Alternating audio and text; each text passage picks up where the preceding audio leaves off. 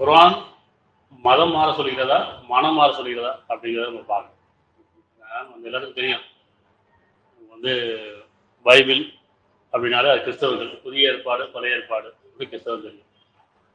ரிக்வேதம், எஜுர்வேதம், பகவத்கீதை இப்படி வந்து இந்துக்கள் வேதம் நிறையா இருக்கு. அது கேட்டால் இந்துக்கள் வேதம்னு சொல்லுவாங்க. குர்ஆன் அப்படின்னா அது மனிதனுடைய வேதம். அது இஸ்லாமுடைய வேதம் அல்ல. இஸ்லாம் ஒரு மதம் அல்ல, அது மார்க்கம். அது அது அரபி வார்த்தை. இஸ்லாம் சொன்னால் அரபி வார்த்தை. தமிழில் பார்த்தோம்னு சொன்னால் சலாம். சலாம்னா அமைதி, நிம்மதி, சாந்தம், சமாதானம். அதை பின்பற்றக்கூடிய இந்த பாதை தான் இஸ்லாம் சொல்லுவாங்க. ஆனால் நம்ம அரபிலே சொன்னால் அது ஒரு மதமாயிடுச்சு. அப்படிதான் ஆக்கிட்டாங்க. அது ஒரு அடையாளம் கொண்டு மதமாக்கிட்டாங்க. மனிதர்களுக்கு வாழ்க்கைக்கு வழிகாட்டக்கூடிய அந்த வேதம் இருக்குது. அப்போ குர்ஆன் அப்படிங்கிறது மனிதர்களுக்கானது, மதத்துக்கானது கிடையாது அப்படிங்கிறத நம்ம பார்க்கறோம். இன்னைக்கு நிறைய இன்னைக்கு மதம் தான் இன்னைக்கு மனித இனத்துக்கு பெரும் அச்சுறுத்தலாக இருக்கு இல்லையா? எல்லாத்துக்கும் மனிதனுக்கு எது பிடிக்கக்கூடாது பிடிச்சிருச்சு. மனிதர்களுக்கு எது பிடிக்கக்கூடாதோ அது பிடிச்சிருச்சு. மதம் பிடிச்சிருச்சு. பல மதங்கள் இருக்கு, மதங்கள் வெவ்வேறு இருக்கு. ஆனால் எல்லாத்துக்கும் மதம் பிடிச்சிருச்சு. ஆனால் மதம் பிடிச்சதுன்னா என்ன ஆகுது? சொல்லிக்கிறோம், பேரளவில் உலகத்தில் சொல்லிக்கிறோம், என் மதமும் சம்மதம், எல்லா கடலும் ஒன்று தான் இல்லை அப்படின்னு சொல்லிக்கிறத தவிர, ஆனால் நமக்குள்ள ஒரு அடையாளங்கள் இருக்குல்ல. நம்ம உடைகளையும் சரி நமக்குள்ள ஒரு அடையாளம் வச்சுக்கோம் இல்லையா? ஆனால் வேற்றுமை முதல்ல சொன்னாலும் நடைமுறையில நம்மளுடைய வாழ்க்கையில நம்ம அடையாளம் கொண்டு தான் வாழும். நீ வேற நான் வேற அப்படின்னு. அப்ப மனமா மதமா அப்படின்னா மதம் தான் நமக்கு மனிதனுக்கு பெரிய அச்சுறுத்தலா இருக்கு. இது நம்ம பார்த்துட்டே வரலாங்க. நிறைய மத கலவரங்களும் இனப்படுகொலைகளும் இதெல்லாம் எதனால அப்படின்னு சொன்னா புரிதல் இல்லை, வேதம் படிக்கல, சிந்திக்கல. குர்ஆன் வந்து மதம் மாற சொல்ல, மனம் மாறதான் சொல்லு. ஏன்னா மனம் தான் மனிதனுக்கு மேன்மையா இருக்கு. ஆன்மீகத்துக்கு மதத்துக்கு சம்மந்தம் கிடையாது. ஆனா மதத்தை ஆன்மீகம் ஆகிட்டாங்க. ஆன்மீகம் வேற மதம் வேற அப்படிங்கிறது பார்க்கணும். அப்ப நம்ம யாரும் குற்றம் சொல்றதுக்கு இல்லை. நாம இன்னைக்கு குர்ஆன்ல இருந்து வேதத்துல இருந்து இறைவன் நமக்கு என்ன போதிக்கிறான்? தூதர்கள் எதுக்கு வந்தாங்க? மதத்தை போதிக்க வந்தாங்களா? முகமது நபி மத போதகரானா இல்லை. வந்து மனிதனுக்கு ஓரிரை கிளிவுஸ்லாம் வந்தார். இறைவன் ஒருவன் தான் அப்படின்னு சொல்லிட்டு தான் வந்திருக்காரு.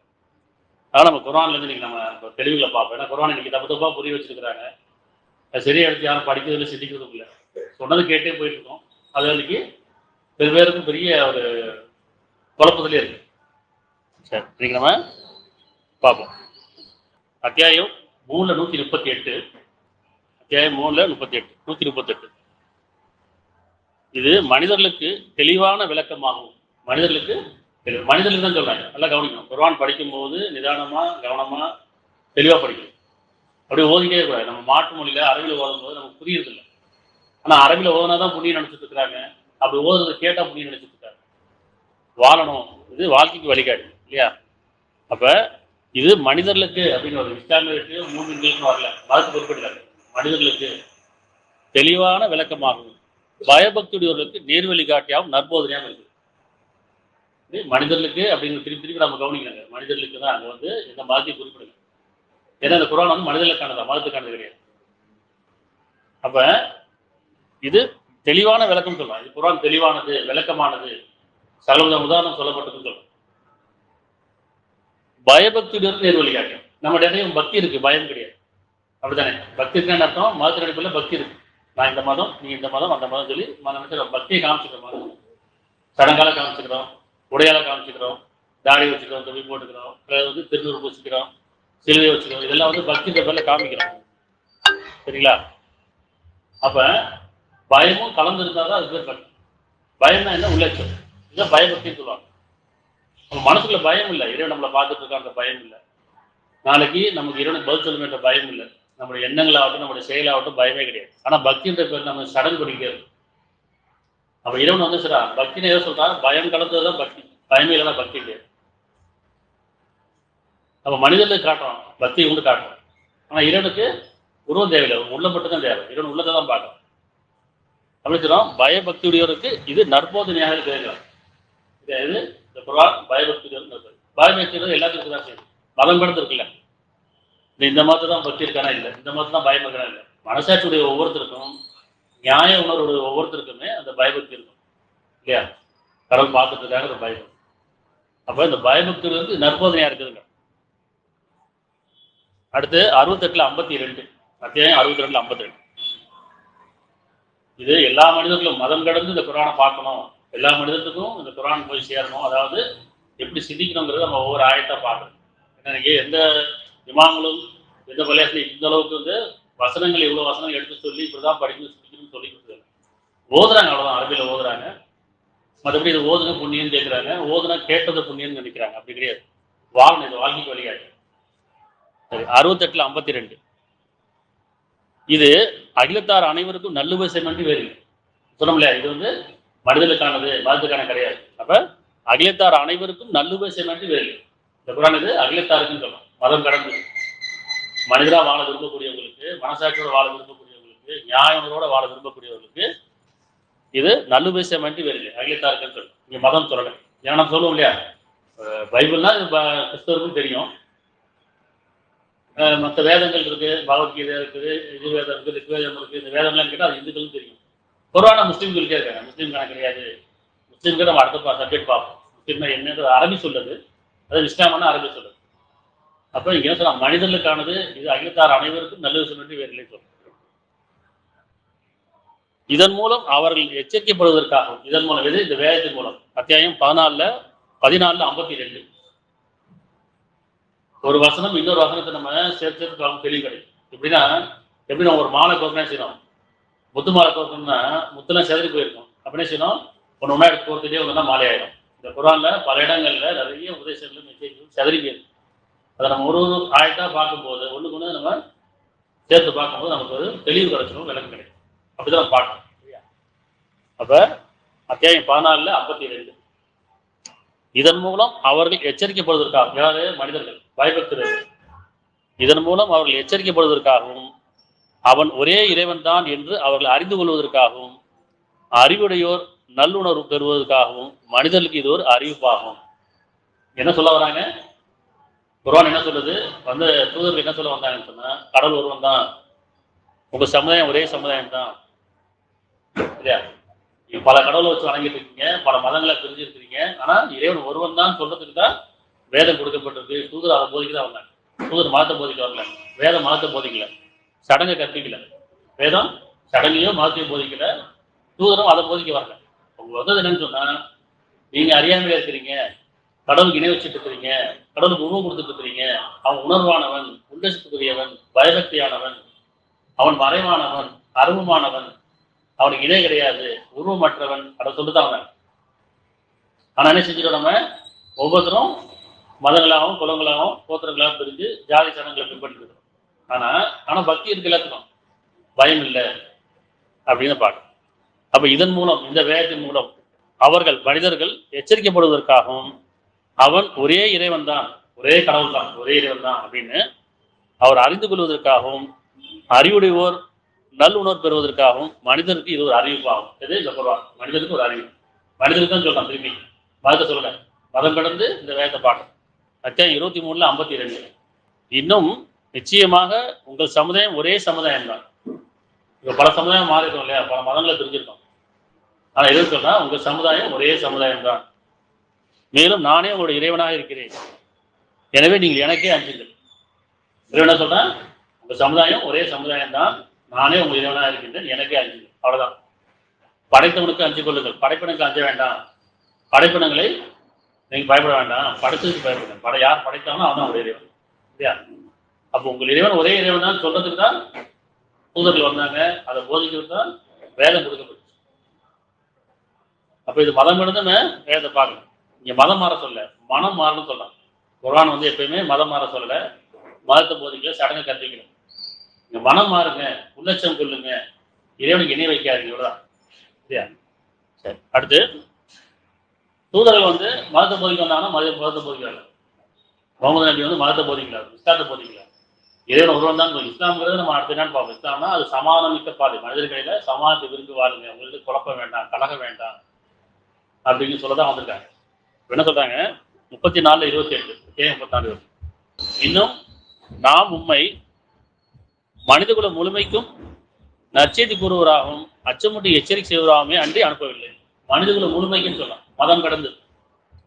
நம்ம ஒரு மதத்தை பார்க்கிறாரு, வேதத்தை ஒரு மதமா பார்க்கிறாரு, தூதரை ஒரு மதமா பார்க்கிறாரு, இறைவனை ஒரு மதமா பார்க்கிறாரு.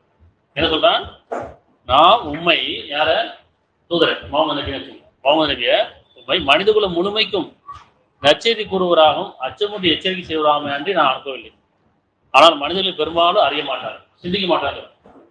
ஒவ்வொருத்தரும் ஒரு தூதரை வச்சுக்கிட்டு, ஒரு வேதத்தை வச்சுக்கிட்டு, இறைவனுக்கு உருவம் கொடுத்து, மதம் கொடுத்து திருத்தி வாழ்ந்துட்டு இருக்கிறீங்க. அப்படி இல்லை, மனிதர்கள் முழுமைக்குங்கிற. இப்போ இந்த குர்ஆன் மனிதர்களுக்கானது, மதத்துக்கான கிடையாது. இப்போ தூதர் என்ன சொல்றாங்க அப்படின்னா, முகமது நபி என்ன சொல்றாரு, அத்தியாயம் 22:40. அத்தியாயம் 22:40. நம்ம இவ்வளோ ஆயிரத்து பார்க்குறோம், இத்தனை வசனங்கள் பார்க்குறோம். வேற எங்கேயாச்சும் குர்ஆனை சொல்லக்கூடியவங்க வசனங்களை சொல்லி நீங்க பாருங்க சிந்திங்கன்னு சொல்றாங்கன்னா இல்லை. அரபியில் ஓதுங்கன்றாங்க, ஓதுனா புண்ணியம் சொல்றாங்க. அது ஓதுறது கேட்டால் புண்ணியம் சொல்லி இருக்கிறாங்க. அது எந்த புண்ணியமும் கிடையாது. அவர் ஒரு மொழியில சிந்தித்து உணராத வரைக்கும் எந்த புண்ணியமும் கிடையாது.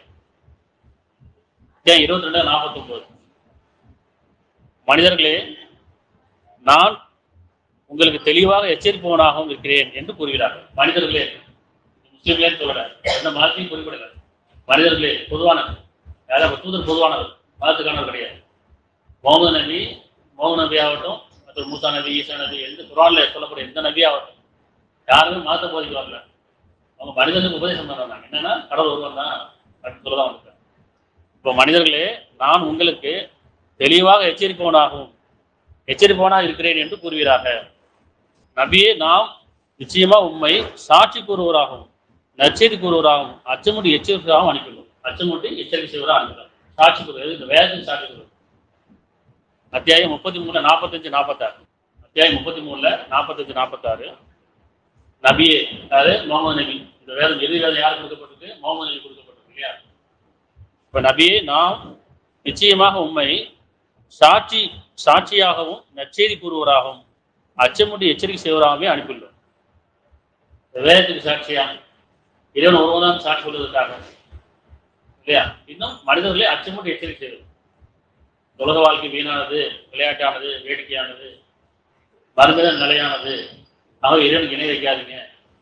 மறுமையில் ஒரு வாழ்க்கை இருக்குது, தீர்ப்பு நாள் இருக்குது, அதை அஞ்சு கொள்ளுங்கன்னு சொல்லி அச்சமூட்டி எச்சரிக்கை செய்வதற்காக தான் தூதர் வராங்க. நினைவுக்கு நல்ல விஷயம். அதாவது காலம் கொடுக்கப்பட்டிருக்கு, நேரம் விதிக்கப்பட்டிருக்கு, காலம் கடந்துட்டே இருக்கு.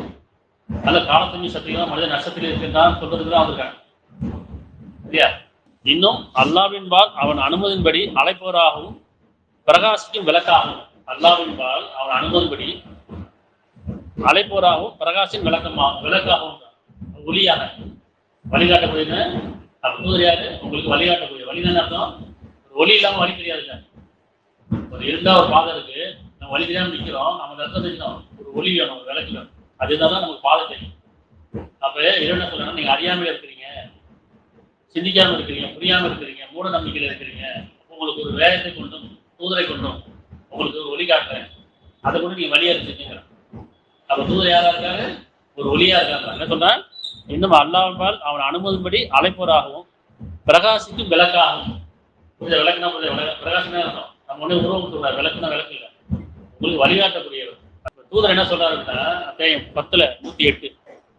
அத்தியாயம் 10:108 கூறுவீராக, மனிதர்களே, நிச்சயமாக உங்கள் இறைவனிடமிருந்து உங்களுக்கு சத்தியம் வந்து விட்டது. மனிதர்களே, இது நல்லா கவனிங்க. குர்ஆன் படிக்கும் போது இங்க மனிதர்களே மனிதன் மதம் குறிப்பிடல, மதத்துடைய பேர் குறிப்பிடல சரியா? மனிதர்களே, நிச்சயமாக உங்கள் இறைவனிடமிருந்து உங்களுக்கு சத்தியம் வந்து விட்டது. எனவே யார் நேரான வழியை செல்கிறாரோ அவர் தன் நன்மைக்காகவே அந்நேர்வழி செல்கிறார். சொல்ல வேண்டியதான் கடமை. யார் நேர்வழி செல்கிறாரோ அவர் தன் நன்மைக்காக தான், பிற நன்மைக்காக, உங்களுடைய நன்மைக்காக. எவர் வழி தவறுகிறாரோ அவர் அதற்கு கேடான வழியிலே செல்கிறார். நான் உங்களுடைய காரியங்களை நிர்வாகம் அதிகாரம் பெற்றவன் இல்லை. நான் உங்களுடைய காரியங்களை நிர்வாகம் செய்ய அதிகாரம் பெற்றவன் இல்லை. சொல்ல வேண்டியதான் கடமை, கண்காணிப்பு கிடையாது. என்ன சொன்னா, இந்த மார்க்க நிர்பந்தம் கிடையாது. யாரையும் மதம் மாட்டாதீங்க, நிர்பந்தம் படுத்தாதீங்க, சொல்ல வேண்டிய தெளிவாக சொல்லிடுங்க. அவர் செய்த நன்மையாக இருக்கு, அவர் தீமையாக இருக்கு, அப்படித்தானே? அவர் தூதருடைய கடமை என்ன? எடுத்து சொல்ல வேண்டியதுதான். நிர்பந்தப்படுத்த மாட்டார், மதம் மாற்ற சொல்ல மாட்டார். மனசுல சிந்தித்து உணருங்க, இறைவனை உணருங்க, வேதத்தை உணருங்க, உங்களுடைய வாழ்க்கையில நீங்க எதை பின்பற்றி பாருங்க அப்படின்றத சொல்றாரே தவிர அவருடைய வேலை கண்காணிக்கிற வேலை கிடையாது. சாட்சி சொல்வர் மட்டும்தான் வேதத்துடைய 6:161. ஏன்னா இன்னைக்கு பாருங்க, வேதத்தின் அடிப்படையில் மாதத்தை பிரிச்சுட்டாங்க, தூதர் அடிப்படையில் மாதத்தை பிரிச்சுட்டாங்க, கடவுள் அடிப்படையில் மாதத்தை பிரிச்சுட்டாங்க. அப்ப மதம் மனிதன் பிடிக்கக்கூடாது, பிடிச்சிருச்சு. மதம் வெவ்வேறையா இருக்கு, ஆனால் எல்லாத்துக்கும் மதம் பிடிச்சிருக்கு. அதனால நீங்க மனிதத்துல மதம் ஒரு அச்சுறுத்ததாக இதுல மனித சமுதாய அழிவுக்கு காரணம் மதமாக தான் இருக்கும். அது ஒரு பயமா இருக்கும். ஏன்னா இன்னைக்கு அப்பதான் மதம் கொண்டு வெறி கொண்டு இருக்கிற எல்லாரும். அப்ப அதை பத்தி உணர்வு அப்படின்னு சொன்னா வேதத்துல போகணும். பொதுவாக வேதத்துல போயிட்டு இறைவன் யாரு, எதுக்காக படைக்கப்பட்டான், வேதம் என்ன சொல்லுது அப்படின்னு சொல்லி நம்ம மனசுக்கு ஒவ்வொருத்தரும் தனித்தனியா சிந்திக்காத வரைக்கும் நாம எந்த மதத்தை பின்பற்றினாலும் அது மூட நம்பிக்கை தான். இல்லைங்க இந்த மதம் மூட நம்பிக்கை, அந்த மதம் மூட நம்பிக்கை, எந்த மாதிரி குற்றம் சாட்ட வேண்டாம். எல்லாருமே மூட நம்பிக்கை தான் இருக்கும். காரணம் சொன்னதை கேட்டுக்கிட்டோம், சிந்திக்கிறேன். முன்னோர்களையும் மூதாதைகளையும் பின்பற்றி, மதங்களை பின்பற்றி, சடங்களை பின்பற்றி, வேதத்தை அறியாம, சிந்திக்காம, உணராம, இறைவனை நாம் அறியாத வரைக்கும் நாம் செய்யற ஒவ்வொன்றும் சடங்கு தான். நாம பின்பற்றது மூட நம்பிக்கை தான். இல்லையா? அத்தியாயம் 6:161 கூறும், மெய்யாகவே என் இறைவன் எனக்கு நேரான பாதையின்பால் வழிகாட்டினான். யார் சொல்றா? முகமது நபி சொல்றாரு. இது நிறைய இஸ்லாமிற்கே தெரியுமான்னு தெரியாது. இந்த வசனங்கள்லாம் படிச்சுதான் பார்க்கணும். நீர் கூறும், மெய்யாகவே என் இறைவன் எனக்கு நேரான பாதையின்பால் வழிகாட்டினான். அது மிக்க உறுதியான வாழ்க்கையின் பாதையாகும். இப்ராஹிம் நேர்மையான வாழ்க்கையாகும். அவர் இணைப்புற உருவாக்கவில்லை. எது நேரான பாதை? இது இப்ராஹிமுடைய பாதை. ஏன் அப்படி இப்ராஹிம் அதை குறிப்பிடுறான் அப்படின்னு சொன்னா, அவர் யூதராவும் கிறிஸ்தவா இருக்கவில்லைன்னு சொன்னோம். அவர் சமாஜ பின்புகளோட இருந்தார். ஏன்னா இப்ராஹிம் வரலாறு நீங்க படிச்சுன்னா தெரியும். அவர் சிலை வழிபாடு பண்ணிட்டு இருக்கிறாங்க. அதாவது அவருடைய தோப்பனார் வந்து சிலை வழிபாடு பண்றாரு, சிலைகளை அவரே செய்யறாரு. இதுதான் கடவுள்னு சொல்றாங்க. அவர் அதை பின்பற்றி சடங்கை பின்பற்றிட்டு இருக்கிறாரு. இப்ராஹிம் பேர் வந்து பாத்தீங்கன்னா அவங்க தோப்பனார் வச்ச பேர் தான், பெற்றோர் வச்ச பேர் தான் இப்ராஹிம் பேர். அதாவது இறைவனை ஏற்றுக்கொள்றதுக்கு முன்னாடி, இறைவனை உணர்றதுக்கு முன்னாடி அவருடைய பேர் இப்ராஹிம். சரிங்களா? அதுக்கப்புறம் என்ன செய்றாரு? இந்த பாக்குறாரு சிலைகள்ல நம்ம தானே சிலைகளை வடிவமைச்சோம், இந்த மண்ணை கூட நம்ம தானே உருவத்தை கொடுத்தோம், அப்ப இதை நம்மளே கடவுள் சொல்லிட்டு இருக்கோமே அப்படின்னு சொல்லி சிந்திக்க ஆரம்பிக்கிறார். பெற்றோர்கிட்ட கேட்கிறாரு, இந்த சமுதாயத்தை கேட்கிறாரு, நீங்க என்ன வணங்கிட்டு இருக்கிறீங்க பாக்குறீங்களா, சிந்திக்கிறீங்களான்னு கேட்கிறாரு. அவங்க சிந்திக்கிற மாதிரி தெரியல. இவர் சிந்திக்கிறாரு. இரவுல பாக்குறாரு, நட்சத்திரத்தை பாக்குறாரு, ஜொலிக்குது, இதுதான் இறைவனா இருக்கும்னு நம்புறாரு. அப்புறம் ஒரு காலகட்டத்துக்கு அப்புறம் இல்ல இது இறைவன் கிடையாது அப்படிங்கிறாரு. அப்புறம் சந்திரனை பாக்குறாரு, இதுதான் இறைவனா இருக்குமோ அப்படின்றாரு. அப்புறம் அந்த காலகட்டங்கள்ல அதை விட்டுறாரு, இது இல்லை இறைவன்றாரு. சூரியனை பாக்குறாரு, இது நல்ல வெளிச்சமா இருக்கு, அப்ப இதுதான் இறைவனா இருக்கும். ஒரு காலத்து அப்பதானே சூரியனை வணங்கினாங்க, சந்திரனை வணங்கினாங்க இல்லையா, நட்சத்திரத்தை வணங்கினாங்க, கோலங்களை வணங்கினாங்க இல்லையா. இப்பதான் நினைச்சுனாங்க கீழே இறங்கி கொஞ்சம் பூமியில கல்லையும் மண்ணையும் மரங்களையும் செடிகளையும் வணங்கிட்டு. அதுக்கு முதல்ல பாத்தீங்கன்னா எல்லாமே சூரியனையும் சந்திரனையும் நட்சத்திரங்களையும் கோலங்களையும் விண்வெளிகளையும் வணங்கிட்டு இருந்தாங்க. இப்ப இதெல்லாம் பாக்குறாரு, இதெல்லாம் இறைவனா இருக்குமோ கடவுளா இருக்குமோ நினைக்கிறார். அப்புறம் முடிவு வராரு, இல்ல இதெல்லாம் யார் படைத்தானோ அவன் தான் என் இறைவன்கிறார். எப்படி நான் படைச்ச பொருளை நம்ப மாட்டேன், படைத்ததை வணங்க மாட்டேன், இதெல்லாம் யார் படைத்தானோ அவன் தான் என் இறைவன் அப்படின்னு சொல்லி உறுதி கொண்டார். யார்ட்டையும் போய் கேட்கல, யார்ட்டையும் போய் ஒரு சாட்சி சொல்லல, இவருக்குள்ள மனசுக்குள்ள எப்படி என்ன சொல்றாரு, நான் படைத்த இறைவன் மீது நம்பி கொள்கிறேன் அப்படிங்கிறார். அப்ப அதுதான் நேர்வழிங்கிறார். அவருடைய சடங்கை விட்டுறாரு, சிலை வழிபாடை விட்டுறாரு, உருவ வழிபாடை விட்டுறாரு. உருவ வழிபாடையும் சடங்கை விட்டு வெளியே வந்ததுக்கு அப்புறம் அவர் மனசோட வெளியே வந்துட்டார். இப்ப இறைவன் அவரை தேர்ந்தெடுத்து கொண்டார். சரியா? அப்ப அதுதான் நேரான மார்க்கம் சொல்றாங்க. நீங்க எதை பாக்குறீங்களோ, எதை கேட்குறீங்களோ, எதை செஞ்சீங்களோ, எதை தொட்டீங்களோ, எங்க தேடி போறீங்களோ அங்கெல்லாம் இறைவன் கிடையாது. இறைவன் சொன்னா உள்ளத்துல இருக்கான், உணர்வா இருக்கிறான், உள்ளச்சுக்கானவன், மறைவானவன், அருவமானவன், பிரார்த்தனைக்குரியவன் அப்படிங்கிறத இறைவன் உணர்ந்தான். அதான் சொல்றாருன்னா, மெய்யாகவே என் இறைவன் எனக்கு நேரான பாதையினால் வழிகாட்டினான். யார் சொல்றான்? முகமது நபி. இப்ராஹிம் நபிக்கும் முகமது நபிக்கும் பல காலங்கள் இருக்கும். இப்ராஹிம் நபி, அதுக்கப்புறம் அவருடைய சந்ததிகள், அவங்க நபியா வராங்க, அதுக்கப்புறமேல் மூசா வராரு, ஈசா நபி வராரு, அதுக்கப்புறம் தான் முகமது நபி வராரு. இப்போ இவ்வளவு காலகட்டத்துக்கு அப்புறமேலும் திருப்பி வந்த இறுதியா வந்த முகமது நபிய அவரோட இது நபி, இந்த வேதம் இறுதியாது. ஆனா திருப்பி என்ன சொல்றான்? இந்த முகமது நபி யாரை பின்பற்ற சொல்றான்? அந்த இப்ராஹிமை பின்பற்றுன்னு சொல்றான். ஏன்னா அவர் இணைப்புறவா இருக்கவில்லை. அவ்வாறு நல்லா கவனிக்க. இப்ராஹிம் வந்து அவனோட பெற்றோர் வச்ச பேர் இப்ராஹிம் தான். அவர் இறைவனை உணர்றாரு, அந்த சடங்கு விட்டு வெளியே வர்றாரு, உருவ வழிபாட்டு விட்டு வெளியே வர்றாரு. அதுக்கப்புறம் இன்னைக்கும் அவர் பேர் இப்ராஹிம் தான். வேதத்தை இப்ராஹிம் தான் நல்லா குறிப்பிடுறான். அப்போ ஒரு இறைவனை ஏற்றுக்கொண்டதுக்கு அப்புறம் அவர் பேரை மாத்திக்கல, உருவத்தை மாத்திக்கல. சரியா? எந்த ஒரு மதம் மாற்றம் செய்யல, மனம் மாறினார், அவ்வளவுதான். அப்படிதானே? ஆனா இப்ப என்ன செய்யணும்? நீங்க ஒரு இறைவனை ஏற்றுக்கணும்னு சொன்ன நினைச்சணும், களிமா சொல்லணும், அரபியில பேரை மாத்திக்கணும், தாடி வைக்கணும், தொப்பி போடணும், சடங்குகளை பின்பற்றணும். அப்ப நீங்க இஸ்லாமியர், முஸ்லீம் சொல்லி மனிதர்களுக்கு தான் காட்ட முடியுமே தவிர இறைவனுக்கு அது தேவையே கிடையாது. இப்பயும் நம்ம இப்போ ஒரு விஷயம் பாக்குறோம், குரான் பாக்குறோம், சிந்திக்கிறோம், இப்ப கேட்கறவங்களுக்கு நமக்குள்ள ஒரு மனசுல ஒரு மாற்றம் வருதுன்னு வச்சுங்களேன். ஆமாப்பா, நான் இவ்வளவு வந்து கடவுளுக்கு உருவம் கொடுத்துட்டேன், இணை வச்சுட்டேன், சடங்கை பின்பற்றிட்டேன், இறைவனுக்கு உருவம் கிடையாது உணர்ந்துட்டேன், வேதத்தை உணர்ந்துட்டேன் அப்படின்னு சொல்லி நம்ம மனசுல உணர்ந்துட்டா போதும், இதை ஏற்றுக்கிட்டான். இது நான் வேற ஆளுக்கு யாரும் சாக்கணும் அவசியம் இல்லை. இல்லைப்பா நான் வந்து முஸ்லீம் ஆகிட்டேன், நான் வந்து இப்போ நான் ஒரு கடவுளை ஏற்றுக்கிட்டேன், சடங்குல எப்படின்னு மற்றவங்க சொல்ல அவசியமே இல்லை. அப்படி சொல்லி மற்றவங்களை காமிக்க வேண்டிய அவசியமும் கிடையாது, பேரை மாற்ற வேண்டிய அவசியமும் கிடையாது. சரியா? அப்பப்பா நல்லா புரிஞ்சுக்கணும். இப்ராஹிம்ன்ற அந்த பேர் வந்து யாருடைய பேரு? அவங்க பெற்றோர் வச்ச பேர் தான். ஆனா அதுக்கப்புறம் அவர் ஒரு இறைவனை ஏற்றுக்கிட்டதுக்கு அப்புறம் இறைவனை அவரை தேர்ந்தெடுத்து மெய்யன்பராகிட்டேன்னு சொல்றாங்க. ஆனா இறைவனை சொன்ன பேரை மாத்திக்குவான்னு சொன்னானா? நீ என்னை ஏற்றிக்கிட்டப்பா, முதல்ல உன் பெற்றோர் வச்ச பேர் வந்து இப்ராஹிம், இப்ப நீ பேரை மாத்திக்கிட்டு நான் சொல்லி அதே இப்ராஹிம் தானே. அது ஒரு விஷயம் தெளிவாகிக்கணுன்றதுதான். அதனால பேருக்கும் இறைவன் நம்பிக்கைக்கும் சம்மந்தம் கிடையாது. அது மதம் மாறினாதான் பேரை மாற்றணும், மனசு மாறினா பேரை மாற்ற அவசியம் இல்லை. சரிங்களா? சரி. அப்ப என்ன சொல்ற? இப்ப மெய்யாகவே என் இறைவன் எனக்கு நேரான பாதை மேல் வழிகாட்டேன்னு அது மிக்க உறுதியான வாழ்க்கையின் பாதையாகும். இப்ராஹிம் நேர்மையான வாழ்க்கையாகும். அவர் இணைப்பு உருவாக்கவில்லை. இணைப்பு கூடாதுன்றது முக்கியமான விஷயம். எது இணைப்பு? கடவுளுக்கு இணைக்க கூடாது, உருவம் கொடுக்கக்கூடாது. நீங்க அல்லான்னு கூப்பிடுங்க, இயேசுன்னு கூப்பிடுங்க, கர்த்தரும் கூப்பிடுங்க, ஈசான்னு கூப்பிடுங்க, உங்களுக்கு என்ன உணரப்படுதோ கூப்பிடுங்க. ஆனா உருவம் கொடுத்துறாரு. உருவம் கொடுத்துட்டாலும் இணை வைக்கிறாரு. நீங்க அல்லா என்ற அழகிகள், அர் ரஹ்மான் அழகிகள் எப்பேர் கொண்டாடிதான் அது அழகிய பண்பு இருக்கிறானே. அவன் பண்பு நிறைய இருக்கு. யாராருக்கு என்ன ஒருத்தப்படுறதோ பேர் கொடுக்கலாம், உருவம் கொடுக்கக்கூடாது. உருவம் கொடுத்துட்டா இணை பாய். அப்ப என் படைச்சவன் என்னை பாதுகாக்கிறான், அவன் என்னை வாழ வைக்கிறான், இதுதான் என்னை பாதுகாக்கும், இதுதான் என்னை வாழ வைக்கும் நம்பிட்டோம்னா அது இணைப்பாயிடும். அது பொருளாகட்டும், அறிவாகட்டும், உறவுகளாகட்டும், மனிதர்கள் யாரை எதையுமே சரி, இதுதான் என்னை பாதுகாக்கும், இதுல என் வாழ்க்கை இல்லை அப்படின்னு நினைச்சா இணைப்பாகும். என் இறைவன் என்னை படைச்சான், அவனே என்னை வாழ வச்சுட்டு இருக்கான் அப்படின்னு நம்புற வரைக்கும் இணைவு கிடையாது. அப்போ உள்ளத்துலதான் ஏதோ உணர்வை தவிர உருவத்துல கிடையாது, சடங்குல கிடையாது. அது கீழே அத்தியாயம் 2:135. திருப்பி என்ன தலைப்புன்னு பார்க்கணும்னா, இந்த குர்ஆன் வந்து மதம் மாற சொல்லிக்கிறதா மனம் மாற சொல்லிதான் பார்க்கணும். மனம் மாறதான் சொல்லுங்க, மதம் மாற சொல்லுங்க எடுப்பாங்க. அத்தியாயம் 2:135.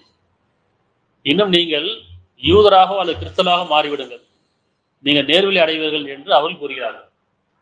யூதர் சொல்றாங்க யூதரா மாறிடுங்கிறாங்க, கிறிஸ்துவரா மாறிங்க. ஒவ்வொரு மதமும் நீங்க மதத்துக்குள்ள வந்துருங்க, நீங்க எங்க மதத்துக்குள்ள வந்துருங்க, உங்களுக்கு மோட்சம் கிடைச்சிடும், நீங்க தீட்சி பெற்றுவீங்க, நீங்க சொர்க்கம் அடைஞ்சிருவீங்க அப்படின்னு சொல்லி ஒவ்வொரு மதமும் என்ன சொல்றாங்க? நீங்க ஒவ்வொரு இறைவனை ஏற்றுக்குங்க, உங்களுக்கு சொர்க்கம், மறுமையில சொர்க்கம் உண்டு. நீங்க களிமா சொல்றீங்கன்னா உங்களுக்கு சொர்க்கம். அதே மாதிரி நீங்க 3 கடவுளை ஏற்றுக்குங்க, இயேசு வருவார், நான் உங்களுக்காக சிவார் செய்கிறேன், உங்களை வச்சிப்பார்.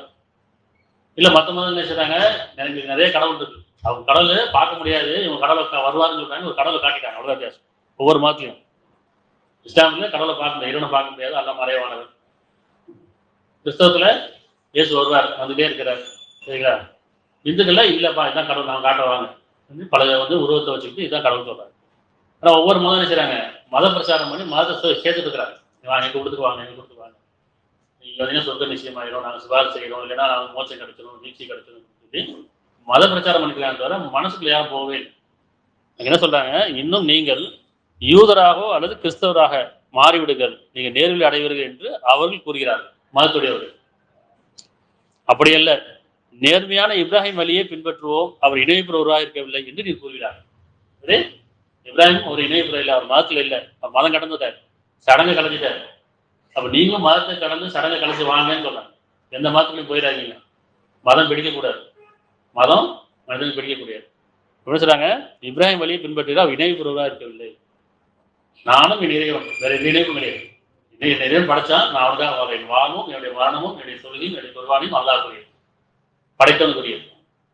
படைத்தவன் நாம் ஒவ்வொருத்தரும் தனித்தனியாக அறியாத வரைக்கும், உணராத வரைக்கும் நம்ம மத கடல்ல தான் இருக்கணும், மூட நம்பிக்கை தான் இருக்கணும். என்ன சொல்றாங்க? திருப்பி அத்தியாயம் 3:67 2-3 வசனங்களை ஒரு குறிப்புக்காக பார்க்கணும். நிறைய வசனங்கள் இருக்கு, குறிப்புக்காக பார்க்கணும். 3:67 இப்ராஹிம் யூதராகவோ அல்லது கிறிஸ்தவராகவோ இருக்கவில்லை, அவர் எந்த மதத்தில் இல்லைங்க, எந்த மதம் சார்ந்தவர் கிடையாது.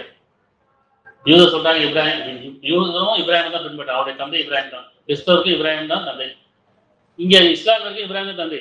ஆனா என்ன செய்றாங்க? மதமா பிரிஞ்சிருக்கிறார்.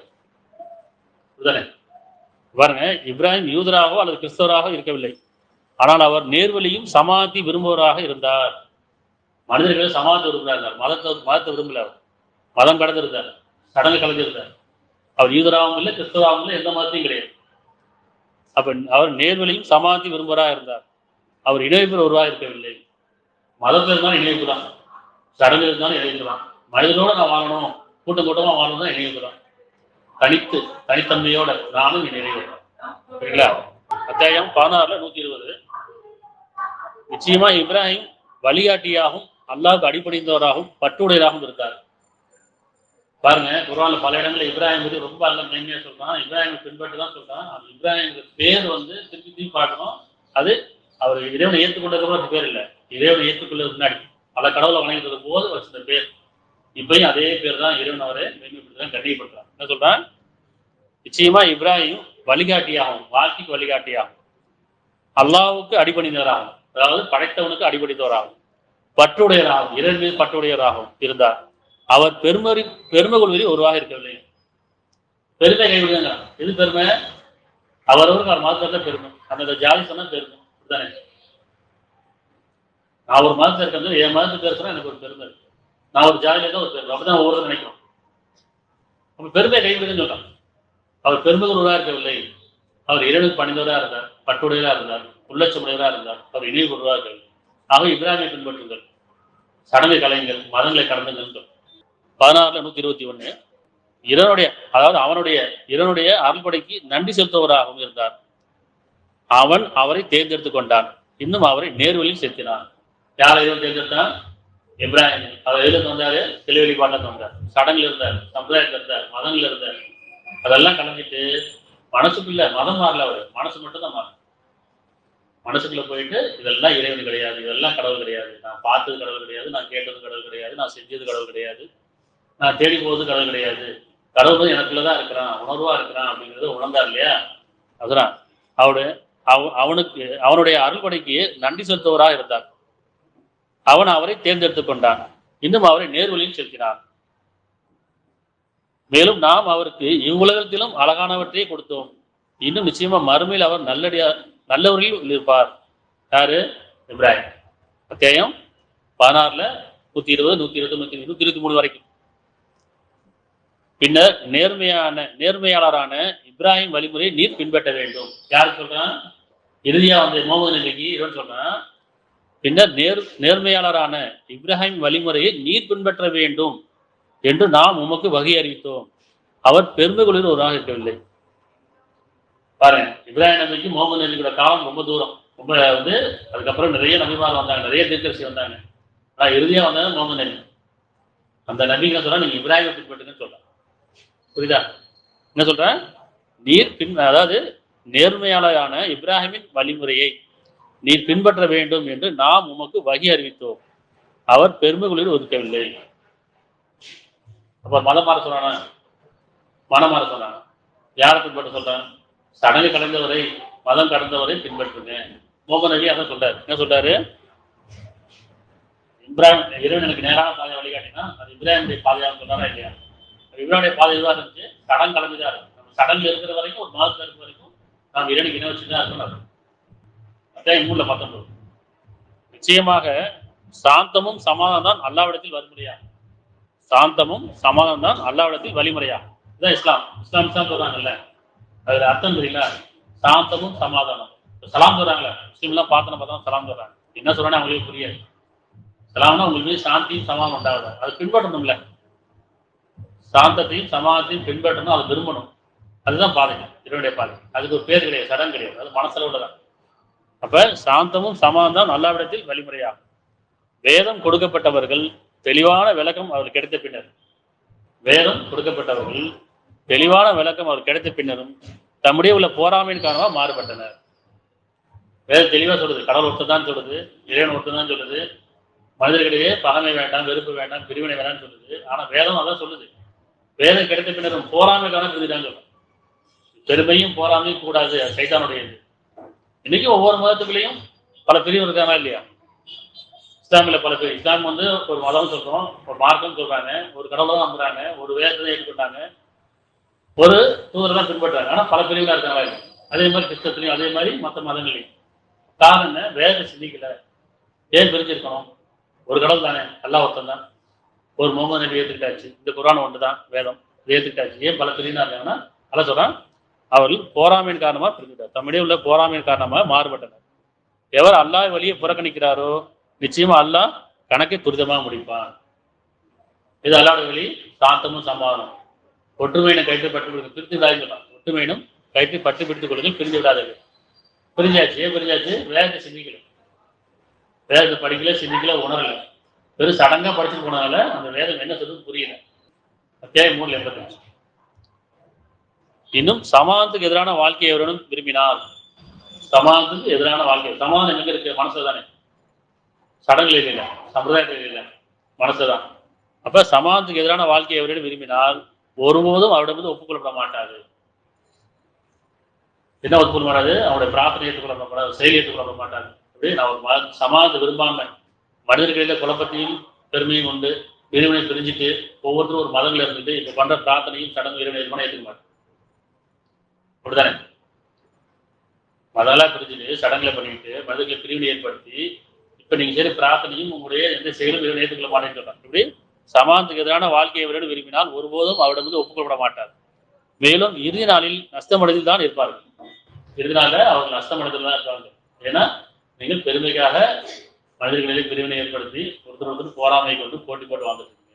இறைவன் ஒருவன் தான் எல்லாருக்கும் தெரியும், கடவுள் ஒருத்தர் தான் எல்லாரும் தெரியும் தானே. யாருக்கெல்லாம் சொல்லுவாங்க கடவுள் ஒருத்தர் இருக்காம்பா, அது மனசாட்சி சொல்லுது. ஆனா அறிவு என்ன சொல்லுது? என் மதம் வேற, உன் மதம் வேற, என் மதோட கடவுள் வேற, உன் மதத்தோட கடவுள் வேற. சொல்லுமா இல்லையா? 2:208 அத்தியாயம் 2:208. நம்பிக்கொண்டவர்களே, நீங்க இறைவனை நம்பிக்கொண்டீங்கன்னு சொன்னா, அதாவது ஒரு இறைவனை நம்பிக்கொண்டீங்கன்னு சொன்னா, இறுதி நாள் நம்பிக்கொண்டீங்கன்னு சொன்னா, நம்பிக்கொண்டவர்களே நீங்க சமாதானத்தின் வழியில் முற்றிலுமா நுழைஞ்சிடுங்க. சமாதானத்துடைய பாதையில் முற்றிலுமா நுழைஞ்சிடுங்க. உங்களுக்கு பகமை வேண்டாம், வெறுப்பு வேண்டாம், பிரிவினை வேண்டாம். நான் தான் உங்களை படைச்சேன், ஒரு இறைவன் தான் இல்லையா? அடுப்பு ஏதாவது மாற்றம் இருக்கா? எந்த மதமா இருந்தாலும், எந்த ஜாதியா இருந்தாலும், எந்த குலமா இருந்தாலும் ஏதாவது மாற்றம் இருக்குன்னா ஒரு துளியிலிருந்து படைக்கப்பட்டவர் தான். எல்லாருமே 60 துளியிலிருந்து ஒரு துளியிலிருந்து படைக்கப்பட்டவர் தான். ஒரு துளி விந்துல இருந்தோ, ஒரு துளி ரத்தத்தை எடுத்தோ, ஒரு துளி வேர்வை எடுத்தோ டெஸ்ட் பண்ணா வரும். மதம் சொல்ல முடியுமா? இல்லை ஜாதி சொல்ல முடியுமா? அப்போ ஒரு துளியில நீங்க என்ன செய்ய முடியும்? எதையும் கண்டுபிடிக்க முடியாது. அப்போ ஒரு துளியிலிருந்து படைக்கப்பட்டதான் நீங்க சொல்றாங்க. நீங்களா பிரிஞ்சு போயிட்டீங்க. புரியுதா? ஒரு ஆன்மா கொண்டு படைக்கப்பட்டிருக்கு, ஒரு துளியிலிருந்து படைக்கப்பட்டது. அதனால உங்களுடைய திருமணை வேண்டாம் சொல்லும். அதனால சமாதானத்துக்கு எதிரான வழி, நீங்கள் நம்பிக்கொண்டவர்களே நீங்க சமாதானத்தின் வழியில் முற்றிலுமா நுழைந்து விடுங்கள். தவிர சைத்தானுடைய அடிச்சோலை பின்பற்றாக்கலாம். சைத்தானுடைய வேலை என்ன? பகைமையும் வெறுப்பை ஏற்படுது. சைத்தான் தான் பகைவன். மனிதனுக்கு பகைவன் யாருன்னா சைத்தான் தான். ஆனா மனிதனுக்கு பகைவனா இருக்கார். இதுன்னு சொன்னா சைத்தான் தான் உங்களுக்கு பகைவன். உங்களுடைய பிரிவினை ஏற்படுத்தி, சடங்குகளை ஏற்படுத்தி, சம்பிரதாயத்தை ஏற்படுத்தி இறைவனுக்கு இணைவிக்க வந்தார். சைத்தான் ஒருபோதும் வேதத்தை நீங்க படிச்சுன்னு சொன்னா சைத்தான் இறைவனுக்கு இணைவிக்கவே இல்லை. குர்ஆனை நீங்க நிறைய படிச்சதுன்னு தெரியும். சைத்தான் இறைவனுக்கு பயப்படுறான், கடவுளுக்கு பயப்படுறான். கடவுளுக்கு இன்னொரு கடவுளை அவன் இணைய ஏற்படுத்தவே இல்லை. நான் இணை வைக்காத நிலையில இறைவனுக்கு எது பிடிக்காதோ அதை மனிதனுக்கு ஏற்படலாம். இறைவனுக்கு எது பிடிக்காது? இணை வைக்கிறது பிடிக்காது. தனக்கு இணை வைக்கிறத இறைவனுக்கு பிடிக்காது. அப்ப இறைவனுக்கு சைத்தான் இணை வைக்கல, இறைவனுக்கு பயப்படுறான். ஆனா மனிதர்களிடையில இணை வைக்க தோண்டிட்டான். பல கடவுளை ஏற்படுத்திட்டான், பல உருவத்தை ஏற்படுத்திட்டான், சடங்குகளை ஏற்படுத்திட்டான், பகைமை ஏற்படுத்திட்டான், குழப்பத்தை ஏற்படுத்திட்டான். இப்ப மனிதர்களிடையே மனித பகைவரா இருக்கும். ஆனா இறைவன் சொன்னா சைத்தான் தான் உங்களுடைய பகைவன் சொல்லலாம். உங்களுக்குள்ளே பகைமை வேண்டாம். அப்ப சைத்தானோட அடிச்சவரை நீங்கள் பின்பற்றாதீர்கள். நிச்சயமா அவன் உங்களுக்கு பயங்கரமான பகைவன். யாருக்கு? மனிதனுக்கு பயங்கரமான பகைவனா, வெளிப்படையான பகைவன். அத்தியாயம் 10:25 பாருங்க. எங்கேயாச்சும் குர்ஆன் எடுத்து சொல்லக்கூடிய இமாம்கள் இந்த மசூதிலேயாச்சும் இப்படி நிறைய ஆயத்தை ஒரு ஆயத்தை கொண்டு தெளிவு பெறணும், விளக்கம் பெறணும் அப்படின்னு சொன்னா எல்லா மனிதர்களுக்கும் புரியுமா இல்லையா? எல்லா மனிதர்களுக்கும் புரியுற மாதிரி இப்படிதான் குர்ஆனை படிக்க தோணுமா இல்லையா? ஆனா நம்ம அரபியில படிச்சு கொடுக்குறாங்க. எந்த ஆயத்தையும் சொல்றது கிடையாது. இது ஒரு வசனம், இன்னொரு வசனம், உறுதிப்படுத்தக்கூடிய வசனங்களும் சொல்றது கிடையாது.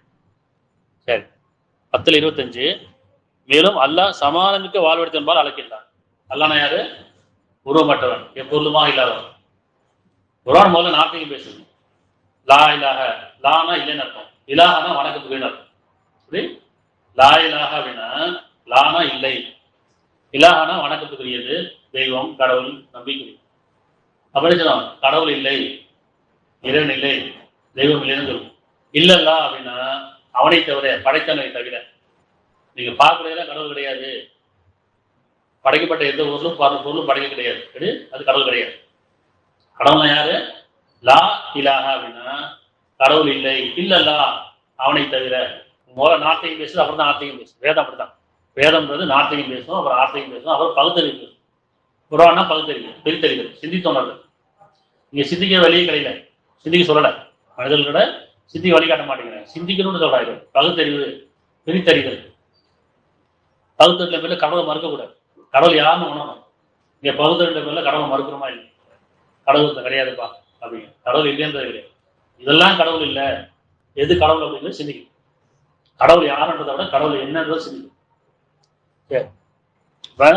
மேலும் அல்லாஹ் சமானமிக்க வாழ்விடத்தின்பால் அழைக்கின்றான். மேலும் அவன் நாடியோரை நேரில் செலுத்துகிறான். இப்போ சமானமிக்க வாழ்வு இருக்கு. இப்ப மனசுல தானே, மதத்துல கிடையாதுல்ல, கடன்ல கிடையாதுல்ல, உணர்வுல தானே, உள்ளட்சத்துல தானே. இப்போ உள்ளட்சம் கொள்ளக்கூடியவர்களுக்கு உணர்வு தான் முக்கியமா இருக்கு. உணர்வுங்கிறது மனசுக்குள்ளதான், ஆள் மனசுக்கு. 256 நேர்வழி நிர்பந்தம் கூடாது.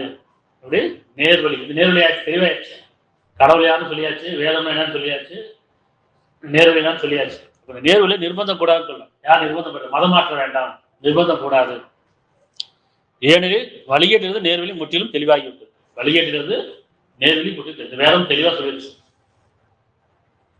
ஆகையால் எவர் வழிகேட்டை விட்டு நிராகரித்து அல்லாவின் மீது நம்பிக்கொள்கிறாரோ, ஒரு இறைவன் மீது நம்பிக்கொள்கிறாரோ, அவர் அருந்துவிடாத உறுதியானதை நிச்சயமா பற்றி கொண்டார். அல்லாஹ் செவியர்வனாவும் நன்கறிவனா இருக்கின்றார். தூதருடைய வேலை என்ன? வேதத்தை தெளிவா எடுத்துள்ளதுதான். இது இறைவனா யாரு, கடவுள்னா என்ன, படைப்பாளனா யாரு, படைச்சதுன்னா என்ன, இதுக்காக படைக்கின்ற நோக்கம் என்ன, நன்மை என்னன்னு, தீமை என்ன, இப்படி எடுத்து சொல்லக்கூடியதுதான். அப்ப தெளிவாக சொல்லியிருக்காங்க. யாரையும் மதம் மாற்ற வேண்டாம், நிர்பந்தப்படுத்த வேண்டாம். அவங்க மனம் மாறதுக்கான வாய்ப்பை சொல்லுங்க இல்லையா? அப்ப நேரில் நிர்பந்தக்கூடாது. அத்தியாயம் 4:84. எனவே நீர் அல்லாவின் அறப்போர் புரிவீராக. எனவே நீர் அல்லாவின் பாதையில் அறப்போர் புரிவீராக. அல்லாவுடைய பாதையில் இப்ப சத்திய பாதை, சத்தியம் இல்லையா? சத்தியத்திற்பால் அறப்போர் புரிவீராக. உண்மை தவிர வேறு யாரையும் நீர் கட்டாயப்படுத்துவதற்கு இல்லைங்க. மதம் மாற்றக்கூடாது. உண்மை தவிர நீர் வேறு யாரையும் கட்டாயப்படுத்துவது, யாரையும் நிர்பந்தப்படுத்தக்கூடாது. சரியா? சொல்ல வேண்டியதே கிடையாது. தனித்தனியா அவர்களும் சிந்தித்து உணர்ந்து தெளிவு பெற்று அவர்களும் மனமாற்றமே தவிர மதம் மாற்றக்கூடாது. அதனால இறைவன் தூதருக்கே சொல்லிட்டான். எனவே அல்லாவின் பாதை அறப்போர் புரிவீராக. உண்மை தவிர வேறு யாரையும் நீர் கட்டாயப்படுத்துவதற்கு இல்லை. எனினும் நம்பிக்கொண்டவர்களுக்கு ஊக்கமளிக்கிறாங்க. யார் இப்ப நம்பிக்கொண்டாலும், ஆமா கடவுள் ஒருத்தம் தான் நம்பிக்கொண்டாலும் அவங்க ஊக்கமளிக்கிறாங்க. அவங்களுக்கு எடுத்து சொல்லுங்க, தெளிவுபடுத்தணும். நிராகரிப்பின் எதிர்ப்பை அல்லாஹ் தடுத்து விடுவான். ஏனெனில் அல்லாஹ் வலிமை மிக்கவன், இன்னும் தண்டனை கொடுப்பது கடமையானது. அதனால இங்க மதம் மாற்றமா மனம் மாற்றமா? மனம் மாற்றம் தான். இங்க மதம் மாற்றம் என்ன செய்யணும்? பேரை மாத்துங்க, உருவத்தை மாத்துங்க, சடங்கு பண்ணுங்க, அதெல்லாம் கூடாது.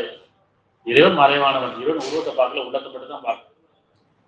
அதனால இறைவன் மறைவான விஷயங்கள் மட்டும் சொன்னா போதும். இதெல்லாம் கடவுள் இல்லை முதல்ல சொன்னா போதும். கடவுள் இல்லை முதல்ல சொல்லுங்க. கடவுள் இல்லை, இறைவன் இல்லை, தெய்வம் இல்லை. எது பார்த்ததும் கேட்டதும் செஞ்சதும் தேடி போனதும் கடவுள் கிடையாது. அப்ப எங்க இருக்கிறா? இதெல்லாம் யார் படைத்தாலும் அவன் இறைவன். அதான் இப்ராஹிம் சொன்னார், இதெல்லாம் யார் படைத்தாலும் அவன் என்னுடைய இறைவன், அவன் தான் கடவுள் அப்படிங்கிற விஷயம் உணர்ந்தா மட்டும் போதும். 39-41. நிச்சயமா நாம் மனிதர்களுக்காக உண்மை கொண்டுள்ள இந்த வேதத்தை உம்மீது இருக்கின்றோம். இதுதான் மனிதர்களுக்காக, முஸ்லீமுக்காக சொல்ல, இஸ்லாமிற்காக சொல்ல. நிச்சயமா நாம் மனிதர்களுக்காக உண்மை கொண்டுள்ள இந்த வேதத்தை உம்மீது இறக்கின்றோம். எனவே எவர் நேர்வழி பின்பற்றி நடக்கிறாரோ அது அவருக்கே, வழிதொறி கெடுக்கிறாரோ அது அவருக்கே. அவர் தனக்கு பாதகமான வழி கேட்டு போகிறார். அன்றி நீர் அவர் மீது பாதுகாவலர் இல்லை. சொல்ல வேண்டிய மட்டும் சொல்லிருங்க.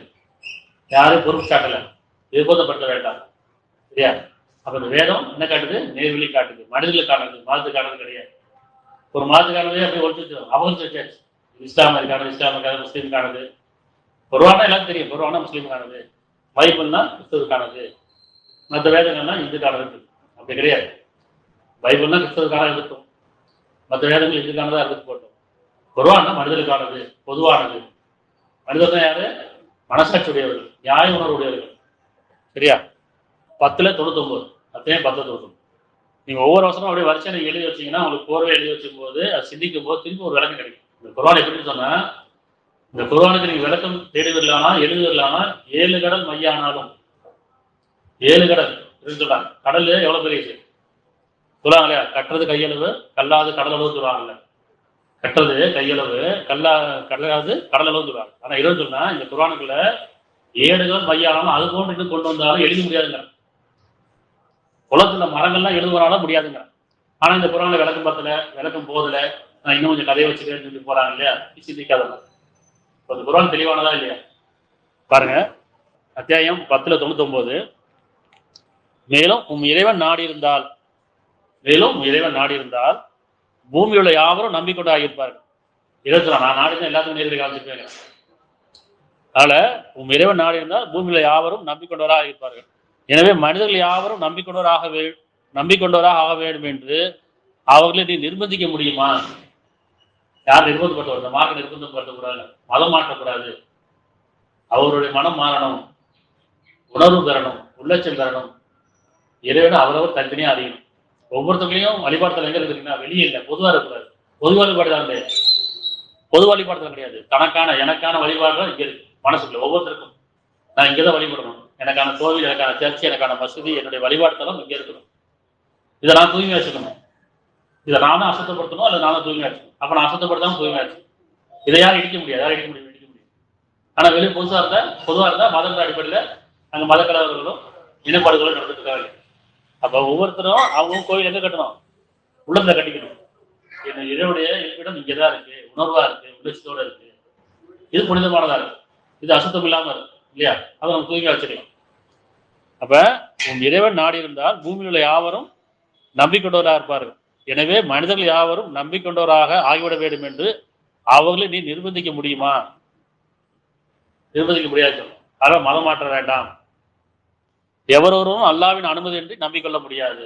இறைவன் நாடாம நம்ம நாடாம இறைவனை நம்ம நாடாம நம்பிக்கொள்ள முடியாது. நம்ம இறைவனை கேட்கணும். நம்ம இறைவனை கேட்டுக்கோமா, மனிதனை கேட்டுக்கோம். கடவுள்னா யாரு, இறைவனா யாரு அப்படின்னு கேட்கிறோம். ஒரு மதத்துலையும் ஒவ்வொருத்தர் சொல்றாங்க, இதுதான் என் கடவுள், இதுதான் என் கடவுள், இதுதான் கடவுள் அப்படின்னு சொல்றாங்களே இல்லையா? கடவுளை யார் மனிதனை கிடைச்சிறாங்க. இஸ்லாமில் இருந்தால் அல்லா தான் கடவுள், கிறிஸ்தவா வந்தா கர்த்தர் தான் கடவுள், இந்துக்கள் தான் பல தெய்வங்களை காட்டுறாங்க. நான் உள்ளுக்குள்ள உணர்வா இறைவனை கேட்ட மாதிரி, இறைவனை நீ யாரு எனக்கு அறிவிச்சு கொடு, நீ தானே என்னை படைச்ச, எனக்காக இந்த அகிலங்களை படைச்சிருக்கல, உன்னை பத்தி எனக்கு அறிவிச்சு கொடு இறைவனே. இறைவன் சொன்னா என்னை உணர்வு போட்டு என் தியானத்தில் எழுதிருக்கிறாங்க. இறைவனை தியானிச்சிருக்க என்னைக்காச்சும் உள்ளுக்குள்ள போயிட்டு இறைவன் உன்னை பத்தி எனக்கு அறிவிச்சு கொடுன்னு கேட்டா இறைவனை அறிவிச்சு கொடுப்போம். அப்படி அறிவிக்கும் போது நமக்கு இதெல்லாம் மறைஞ்சு போயிடும். எதெல்லாம் இணை வச்சோமோ அதெல்லாம் காணா போயிடும், எதெல்லாம் நம்பணுமோ அதெல்லாம் இல்லாம போயிடும். இது இறைவன் மட்டும்தான், நானும் என் இறைவனும். இந்த உலக வாழ்க்கை நமக்கு சொற்ப சுகம் அற்ப சுகம் தான். இன்னும் மேலான ஒரு வாழ்க்கை இருக்கு, நம்பிக்கை. சரியா? எவரொருவரும் அல்லாவின் அனுமதி நம்பிக்கொள்ள முடியாது. மேலும் சிந்தித்த உணர்வர் மீது அல்லாஹ் பேரறிவை ஏற்படுத்திக்கிட்டான். யார் சிந்தித்த உணர்வுலையோ அவர் மீது வேதனை ஏற்படுத்துங்க. அப்ப சிந்திக்காத வரைக்கும், உணராத வரைக்கும், இறைவனை அறியாத வரைக்கும் நம்ம செய்யற ஒவ்வொன்றும் சடங்கு தான். நம்மளுடைய நம்பிக்கை மூட நம்பிக்கை தான். அப்ப மதம் மாறணுமா, மனம் மாறணும்னா மதம் மாற வேண்டாம், பேரை மாற்ற வேண்டாம் அப்படிலாம் வேதத்தை எங்கேயும் சொல்லலை. நீங்க ஒரே நேரத்துக்கு தான் பேரை மாத்திக்கங்க, உருவத்தை மாத்திக்கங்க, அடையாளம் வச்சுக்கங்க, அதெல்லாம் இறைவன் சொல்ல. உணர்வும் உள்ளட்சமும் நற்செயலும், இதுதான் இறைவன். இது உணர்வும் உள்ளட்சமும் நற்செயலும், இதுதான் இறைவன். அப்ப இந்த குர்ஆனை சொல்லுது, சாந்தமும் சமாதானமிக்க பாதை எது? அதான் இஸ்லாம். இஸ்லாம்னா அரபிய வார்த்தை. அமைதி விரும்பக்கூடியவர்கள், சாந்தத்தை விரும்பக்கூடியவர்கள், சமாதத்தை விரும்பக்கூடியவர்கள் உங்க வாழ்க்கையில பின்பற்றுங்கள். மனிதர்களே பகமை வேண்டாம், வெறுப்பு வேண்டாம், குழப்பம் வேண்டாம், கலகம் வேண்டாம், கலவரம் வேண்டாம் அப்படிதான் இறைவன் சொல்றேன். 22:27 நம்பிக்கொண்டவர்களே. இப்ப நம்பிக்கொண்டான்னு வச்சுங்களேன், சரிம்மா இறைவன் நம்பிக்கிட்டேன், கடவுள் மறைவாளன் தான் அப்படின்னு நம்பிக்கொண்டாச்சு. நீங்கள் பணிவுடன் நடந்து கொள்ளுங்கன்னு சொல்லலாம். இப்ப பெருமை கைவிடுங்க, மதத்தெல்லாம் கைவிட்டுருங்க.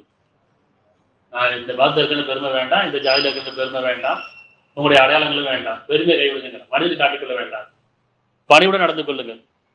இன்னும் பெருமையை கைவிடுங்கள், இன்னும் உங்கள் இறைவனையே அழையுங்கள், மேலும் நீங்கள் வெற்றி பெறும் பொருட்டு நன்மையே செய்யுங்கள். அவ்வளவுதான். படைப்பட்ட நோக்கம் என்ன? படைப்பட்ட நோக்கம் உங்களுக்கு அழகை செய்ய யார் ரெண்டு சோறுக்காக படைச்சிடலாம். உங்களுக்கு அழகை செய்யும். அழகை செய்யல என்ன செய்யணும்? உணர்வும் உள்ளட்சம் தானே. உணர்வு உள்ளட்சம்னா நல்ல செயல் கிடையாது. அதனால மதங்களை கடந்து சடங்களை கலந்து வாழக்கூடியதான் உண்மையான இறை நம்பிக்கை ஆகும். அத்தியாயம் 2:62 5:62 ஒரே வசனமா தான் இருக்கும். நம்பிக்கொண்டவர்களாயினும், அதாவது நம்பிக்கொண்டவர்களாயினும், நீங்க ஒரு எதுவுமே நம்பிக்கொண்டவர்களாயினும், யூதர்களாயினும், இது மற்ற மொழிபெயர்ப்பு எப்படி போடுச்சுன்னா மூமின்களாயினும் போடும். அதாவது மூமின்களாயினும், யூதர்களாயினும், கிறிஸ்தவர்களாயினும், நம்பிக்கொண்டவர்களாயினும், யூதர்களாயினும், கிறிஸ்தவர்களாயினும், சாபின்களாயினும், நிச்சயமா எவர்கள் அல்லாஹ் மீதும் இறுதிலாமையும் நம்பிக்கொண்டு நன்மையான செயலை செய்கிறார்களோ அவர்களின் நற்பலன் நிச்சயமா அவருடைய இறைவனத்தில் இருக்கிறது. மேலும் அவர்களுக்கு யாதொரு பயம் இல்லை, அவர் துக்கப்பட மாட்டார். புரிஞ்சா? இங்க மதம் கிடையாதுல்ல.